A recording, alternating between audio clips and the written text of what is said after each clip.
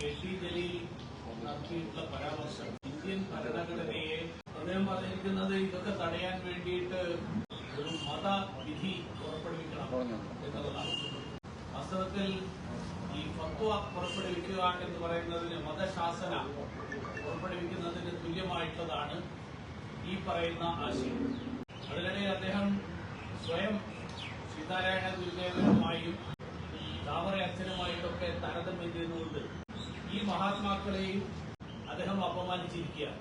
ഈ തരത്തിലുള്ള ഒരു പ്രസ്താവന പുറപ്പെടുവിച്ചതിന് ശേഷം മാർക്സിസ്റ്റ് പാർട്ടിയും CPM-ഉം മാർക്സിസ്റ്റ് പാർട്ടിയും സർക്കാരും അല്ലെങ്കിൽ CPM-ന്റെ നേതാക്കന്മാർ അവരാരും ഈ കാര്യത്തിൽ ജലീലിന്റെ നിലപാടുകളെ തള്ളിക്കളയാനോ ജലീൽ നടത്തിയിട്ടുള്ള പ്രസ്താവനയോടുള്ള വിയോജിപ്പ് പ്രകടമാക്കാനോ ഇതുവരെ മുന്നോട്ട് വന്നിട്ടില്ല.